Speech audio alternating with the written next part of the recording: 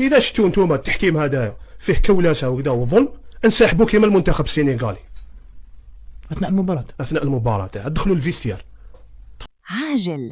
أثار الإعلامي الجزائري وليد العاقل موجة من السخرية والارتباك بعد تحريضه لنادي شبيبة القبائل على الانسحاب من مواجهة الجيش الملكي. وهل ينسحب شبيبة القبائل من قلب الملعب؟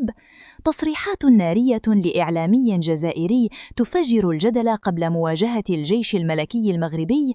ابقوا معنا لمعرفة التفاصيل الصادمة. في خرجة إعلامية أثارت الكثير من الحبر، وجه أحد الإعلاميين الجزائريين نداء مباشرا وعاجلا إلى إدارة ولاعبي نادي شبيبة القبائل الجزائري JSK. التحذير لم يكن فنيا أو تكتيكيا، بل انصب بشكل مباشر على الطاقم التحكيمي الذي سيدير المواجهة المرتقبة ضد نادي الجيش الملكي المغربي.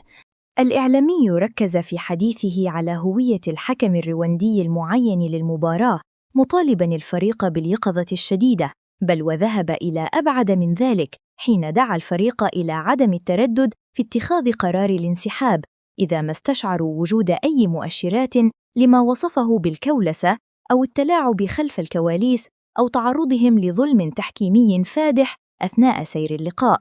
ولم يكتفي الإعلامي بإطلاق التحذيرات، بل قدم ما اعتبره خارطة طريق للاحتجاج، مستشهداً بما فعله المنتخب السنغالي في إحدى مبارياته السابقة، حيث أشار إلى واقعة دخول اللاعبين إلى غرف تبديل الملابس الفيستير كخطوة تصعيدية لرفض الأوضاع التحكيمية وعدم العودة إلا بعد تسوية الأمور. هذه التصريحات التي تأتي في توقيت حساس يسبق المباراة أثارت انقساماً واسعاً، فبينما يراها البعض دفاعاً مشروعاً عن حقوق الفريق الجزائري في ظل ضغوط المباريات الكبرى، يراها آخرون نوعاً من التحريض الذي قد يؤثر سلباً على الروح الرياضية ويضع ضغوطاً غير مبررة على طاقم التحكيم قبل حتى أن يطلق صافرته الأولى.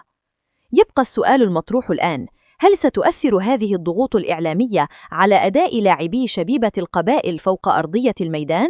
وهل سنشهد فعلاً سيناريو الانسحاب الذي دعا إليه الإعلامي في حال حدث أي جدل تحكيمي؟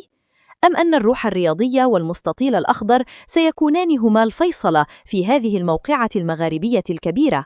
شاركونا آراءكم في التعليقات. هل تؤيدون فكرة الانسحاب كوسيلة للاحتجاج، أم ترون أن المباراة يجب أن تستكمل مهما كانت الظروف؟ لا تنسوا الاشتراك في القناة وتفعيل الجرس لتصلكم آخر التحديثات الرياضية فور صدورها. أهلا بكم في قناة قضايا مغربية 24، نافذتكم على أبرز الأحداث والقضايا التي تشغل الرأي العام في المغرب.